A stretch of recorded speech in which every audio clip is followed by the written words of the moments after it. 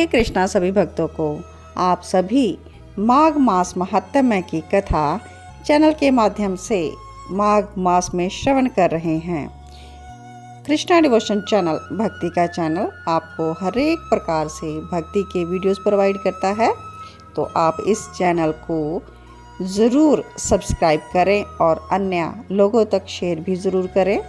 चलिए आज हम स्टार्ट करेंगे अध्याय 10 की कथा। और हमने पिछले अध्याय में श्रवण किया कि किस प्रकार से यमदूत विकुंडल से कह रहे हैं कि किन कार्यों को करने से, किन कर्मों के द्वारा हमें जो नरकों का द्वार है वो मिलता है और स्वर्ग किस प्रकार से प्राप्त होते हैं। तो हमें अच्छे कार्यों करने की प्रेरणा दे रहे हैं यमदूत महाराज जी, जो कि हमारे अच्छे बुरे और कर्मों का लेखा जोखा रखते हैं।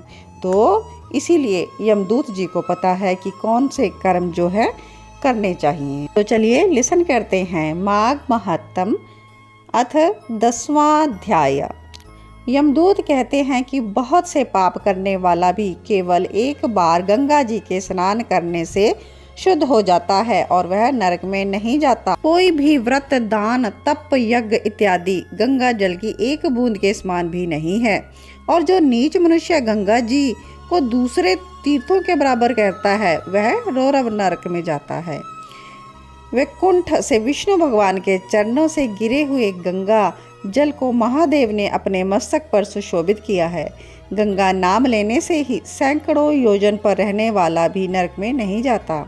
इसलिए नरक से बचने के लिए गंगा स्नान से सरल उपाय और कोई नहीं है। जो भी प्राणी प्रातःकाल स्नान करके विधि पूर्वक 16 प्राणायाम करते हैं वे कभी यमलोक को नहीं जाते, क्योंकि तप, व्रत इत्यादि नियमों का पालन करने वाले तथा 1000 गौओं का दान करने वालों का फल प्राणायाम के बराबर होता है। इतना ही नहीं, सभी छोटे बड़े पाप प्राणायाम के थोड़े समय से ही समाप्त हो जाते हैं।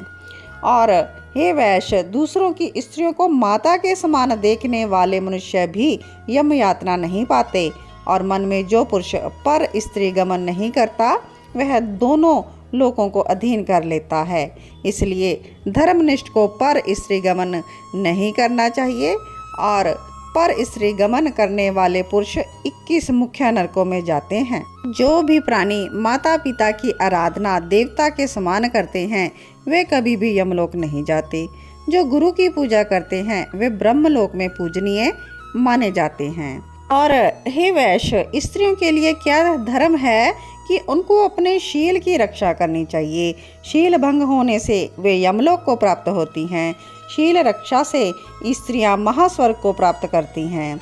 जो वेदाभ्यास से शास्त्र, पुराण और संहिता पढ़ते हैं या सुनते हैं, स्मृति का व्याख्यान करते हैं, ज्ञानहीन को धर्म समझाते हैं, ऐसे सत्पुरुष ही पृथ्वी को धारण किए हुए हैं। वे पाप रहित होकर ब्रह्मलोक को जाते हैं, जहाँ ममता नहीं रहती और देवता भी उनका पूजन करते हैं। यमदूत क्या कहते हैं कि एक अनोखा रहस्य मैं तुमको सुनाना चाहता हूँ, वो सुनो। जो धर्मराज के मस्तक और सब लोगों को अमृत प्रदान करने वाला है, ऐसी कथा मैं तुमसे कहता हूँ। मैं बिल्कुल सत्य कहता हूँ कि वैष्णव मनुष्य कभी भी यमलोक तथा यमदूत के दर्शन नहीं करते। यमुना के भ्राता यमराज ने अपने दूतों से आदरपूर्वक बारंबार कहा हुआ है कि तुम लोग वैष्णवों को कभी भी मेरे पास मत लाना। जो दुराचारी, दुशील, पापी लोग अनजाने में एक बार भी केशव भगवान को याद कर लेते हैं वे पापों से छूटकर विष्णु भगवान के महापद को प्राप्त कर लेते हैं। जो बुद्धिमान मनुष्य वैष्णवों के साथ सेवक हैं, उनके साथ भोजन करते हैं, उनको भी तुम छोड़ देना, क्योंकि वे भी पापों से निर्मुक्त हो जाते हैं। मनुष्य यमलोक की राजधानी यमपुर में नहीं जाते। विष्णु की भक्ति ना करने वाला ब्राह्मण संसार में चंडाल के समान माना जाता है, जबकि अन्य वर्ग में जन्मा वैष्णव तीनों लोगों को शुद्ध करता है। इन दोनों के कुलों के नरक में पड़े हुए माता पिता तभी स्वर्ग में जाते हैं जब उनका पुत्र हरि भक्त होता है। और इसके अलावा जो मनुष्य गोविंदाय नमः ऐसे मंत्र ओम नमो भगवते वासुदेवाय, ओम नमो नारायण, यह मंत्र जपता है वह मनुष्य भी यमराज के दर्शन नहीं करते और उसको देखने से ही ब्रह्म हत्यारे पवित्र होकर वैष्णव हो जाते हैं और शंख चक्रधारी ब्रह्मा के जीव पर्यंत वनमाली बनकर विष्णु लोक में वह निवास करते हैं।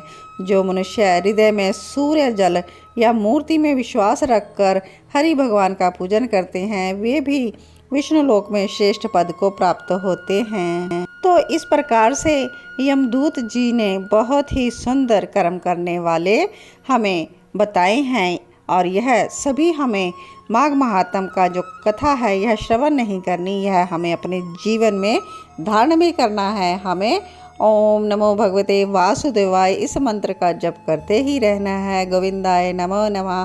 तो यह बहुत ही सरल साधन है भगवान की भक्ति करने का। अपनी जीवा से हर समय भगवान के नामों का संकीर्तन जप करते रहना चाहिए हमें।